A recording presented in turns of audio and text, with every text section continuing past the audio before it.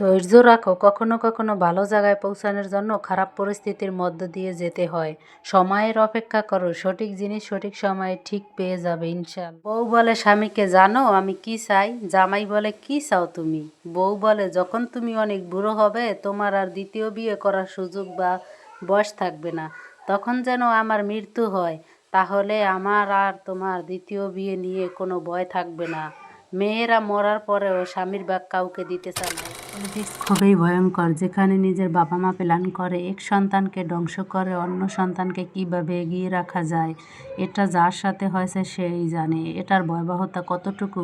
চোখের সামনে অন্যায় দেখেও চুপ থাকতে হয়, কারণ এরা সবাই তার পরিবারের লোক। সেদিন মা হঠাৎ বলেছিল, শোনো বাবা, কখনো যদি নিজের পছন্দে বিয়ে করিস, তাহলে স্ত্রী হিসাবে একটা সুন্দর মুখের থেকে একটা হাসিমাখা মুখকে প্রাধান্য। পরে যখন বসের বকা খাবি, বাজারে দর কষাকষি করে, বাসে ঝুলে 30 মিনিটের রাস্তা 2 ঘন্টা অতিক্রম করে বাড়িতে ফিরবি, তখন দরজায় তোর সবচেয়ে বেশি প্রয়োজন হবে হাসিমাখা মুখের নারীর।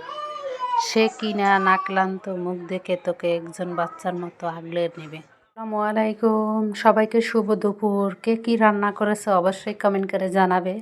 আর দেখতেই পেরেছো, আমি কিন্তু রান্না করতেছি মুরগির মাংস, মুরগির পা, গিলা, কলিজা, নতুন আলু দিয়ে রান্না করতেছি।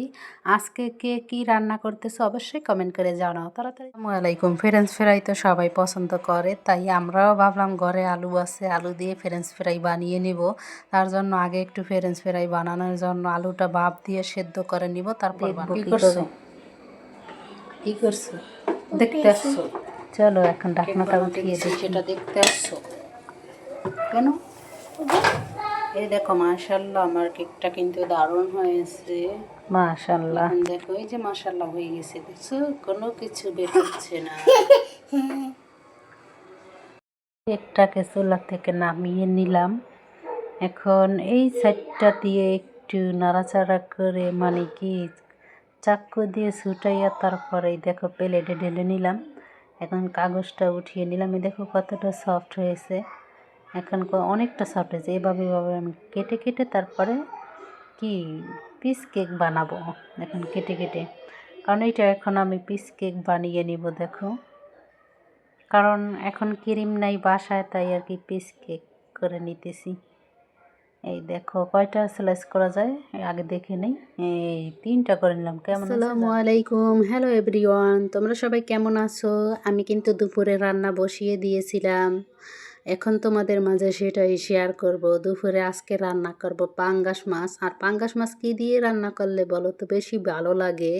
আমার কাছে তো বেশি ভালো লাগে পাঙ্গাস মাছ যদি বেগুন ভেজে, চাকচাক করে বেগুন কেটে তারপরে মশলা মাখিয়ে ভেজে, তারপর পাঙ্গাস মাছ ভেজে তারপরে রান্না করলে কিন্তু সেইটা অনেকটাই স্বাদ লাগে আমার কাছে।